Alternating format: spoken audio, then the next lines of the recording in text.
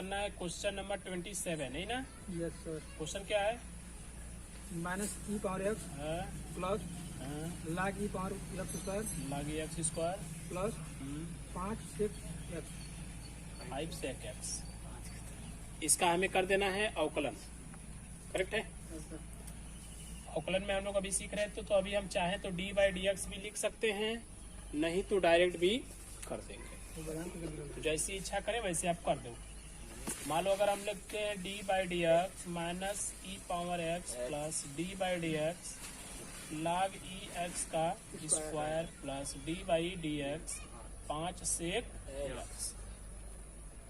देखिए e power x का जो अवकलन होता है ना, ई पावर एक्स ही होता है। सो माइनस है तो माइनस के साथ इसको हम लिख लेंगे प्लस। ये है लाग यक्स। देखिए यहाँ पे यक्स का स्क्वायर है, बट पूरे को हम क्या मान लेंगे? एक्स। तो टोटल हो जाएगा लाग एक्स, और लाग यक्स का होता है ना 1 बाई एक्स। सूत्र इसका ध्यान से देख लीजिए अपना। अगर डी बाई डी एक्स लाग यक्स हमको देता हो तो इसका अवकलन होता है 1 बाई एक्स। करेक्ट है। तो इसी बेस का है ना ये।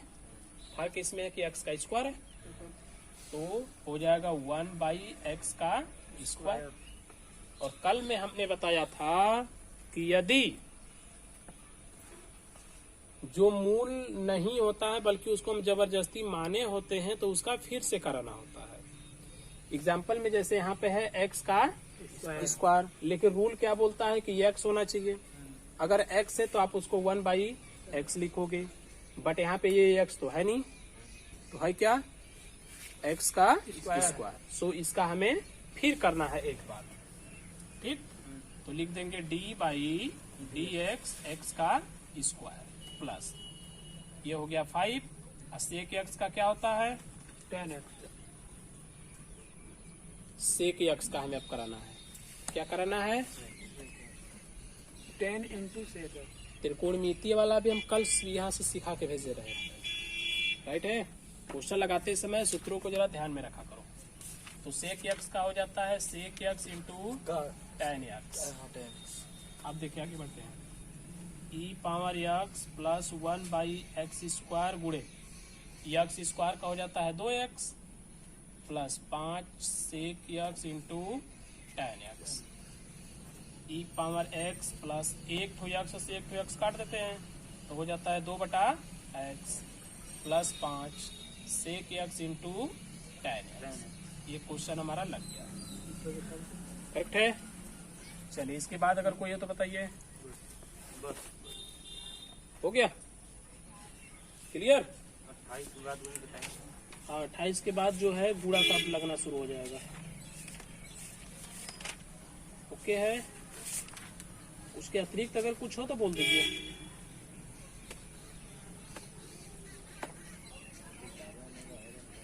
नहीं है। एक सूत्र इसमें और जरा ध्यान रखिएगा। अच्छा एक तो यहाँ पे ये नया भी मिला था, D by d x e power x का अवकलन होता है ई पावर एक्स। इसके अलावा हमें दे देगा डी बाई डी एक्स लाग ए पावर एक्स हो जाएगा। कितना? लाग ए पावर एक्स। हाँ यहाँ पर क्या था? ई का था। यहाँ पर किसका हो जाएगा? ए का हो जाएगा। देखिए इसमें क्या होता है, इसका रूल हो जाता है 1 बाई एक्स लाग ए का ई फलन हो जाएगा। करेक्ट है। ई पावर अगर एक्स हो तो उसका 1 बाई एक्स करके खत्म कर देते हैं, बट जब ए पावर एक्स हो तो ये रूप होना चाहिए 1 बाई एक्स लाग ए। क्लियर है? ये 3 नए हैं। अच्छा ले, अब इससे ज्यादा नहीं मिलेगा, ये भी ध्यान से सुन लीजिए। मतलब कुछ ये हो गया, कुछ त्रिकोणमितीय अनुपात का हो गया, बस कहानी खत्म है। ठीक है। इतने पे अब हम लोग ये पूरा चैप्टर लूट ले जाएंगे जिसको बोलते हैं। ऐसा और कोई क्वेश्चन है कि नहीं है? हो गया। तो अब देखिए गुणा कैसे करना होता है। तो हम लोग सीख लेते हैं गुणा का अवकलज गुणांक ज्ञात करना। किसका? गुणा का। गुणा का अवकलज गुणांक ज्ञात करना। मीन्स अगर क्वेश्चन हमें गुणा के रूप में दे दे तो उसे कैसे हल करना है। ठीक है, रूल देखिए ध्यान से। मान लीजिए अगर आपको लिख देता है कि d/dx पहला पद गुणे दूसरा पद का अवकलन कीजिए। क्या कीजिए? क्वेश्चन तो ऐसे लिखेगा ना, गुणा में होंगे तो भाई पहला पद गुणे दूसरा पद हम लिखे हैं, तो यहाँ पे वो जो भी नंबरिंग अपना दे दे क्वेश्चन में, और यहाँ पर जो दे दे, लेकिन रहेंगे तो दो लोग। इसका देखिए कैसे करना है। सबसे पहले हम लिखते हैं पहला पद, ठीक है, और दूसरे पद का करते हैं अवकलन, मतलब d/dx, प्लस लिखते हैं दूसरा पद, फिर पहले पद का करते हैं अवकलज। बस यही इसका रूल है। मतलब याद रखने का अच्छा तरीका ये है कि हमको पहले को लिख के दूसरे का अवकलन करना है, प्लस लगाना है, दूसरे को लिखना है और पहले का अवकलन करना है। ठीक है, और सुनिए, मान लीजिए अगर बाय द वे मिस्टेक हो जाता है, पहले वाले को हम न लिख के दूसरे वाले को लिख देते हैं, फिर पहले का अवकलन कर देते हैं। ठीक है, तो बीच में जब ये हम प्लस लगाएंगे, क्या लगाएंगे? प्लस लगाएंगे, तो दूसरे तरफ हमको ये ध्यान रखना पड़ेगा ना कि इसमें जो था ठीक उसका अपोजिट इस तरफ होना चाहिए। कहने का मतलब इसमें हमने दूसरा को लिख के पहला का अवकलन कर दिया, बट जब प्लस के दूसरी तरफ जाएंगे तो पहला को लिख के दूसरा का अवकलन कर देंगे। ठीक है, मतलब रिपीट नहीं होना चाहिए, जिसका अवकलन इधर हुआ है उसी का इधर भी नहीं होना चाहिए। करेक्ट, इतने का ध्यान रखना, कोई प्रॉब्लम नहीं हो। उल्टा सीधा हो जाएगा तो भी चलेगा। ठीक है, लेकिन सेम सेम आप कर दोगे तो ये गड़बड़ है। आइए जरा क्वेश्चन से हम इसको समझ लेते हैं। मान लीजिए हमने एग्जांपल लिया x(e⁻x), क्वेश्चन हमें दे दिया x(e⁻x) का अवकलज गुणांक ज्ञात कीजिए। क्वेश्चन दिख रहा है अच्छे से। अब यहाँ पे कितने पद हुए? दो पद। ये हुआ पहला और ये हुआ दूसरा। ठीक है, बट उसको 2 पद, 3 पद, 4 पद उसी शर्त पे आप काउंट करना ना जब वे x से संबंधित होगा या तो ऑलरेडी x होगा। ठीक है, अब अगर हम इसी को ऐसे लिख दें, मान लीजिए, अब समझने के लिए केवल हम बता रहे हैं, हमने लिख दिया मान लीजिए 5x, तो इसमें कितने पद हैं? 2 पद है वास्तव में, पहला और दूसरा। इस टाइप से अगर काउंट करें तो ठीक है ना। बट यहाँ पे हम सिंगल इसलिए बोलेंगे क्योंकि ये वाला है x और ये वाला नहीं है। करेक्ट है ना? अब बात समझ में आई? तो इस टाइप से रहेगा ना तो हमें डबल नहीं गिनना है। डबल गिनना है कब? जब सब में x होगा तब। जैसे इसमें देखिए, यहाँ पर अगर x है तो यहाँ पर भी x है, तो इसको हम डबल गिनेंगे। पॉइंट क्लियर है? तो ऐसे आप पहचान करना पहले। चलिए लगाते हैं इसको। सबसे पहले देखिए, पहला को लिख लेना है, दूसरे का अवकलन करना है, प्लस दूसरे को लिख लेना है और पहले का अवकलन करना है। कोई दिक्कत नहीं। देखिए x हो गया, e⁻x का हमने अभी बताया कि e⁻x ही रहेगा, प्लस e⁻x और ये है x का अवकलन कितना होता है? 1। x का क्या होता है? 1। रूल के अनुसार अगर आप लगाएंगे तो x का पावर 1 होता है, तो 1 पहले लिखेंगे, पावर घटा देंगे तो x का पावर 0 हो जाएगा, तो 0 यानी कि उसका मान 1 हो जाएगा, तो टोटल हो गया 1। अब अगर हम चाहें तो e⁻x यहाँ और यहाँ से कॉमन कर देंगे। जब कॉमन कर देंगे तो यहाँ पर बचेगा x और प्लस लगा के यहाँ पर बचेगा 1। ये हल हो गया।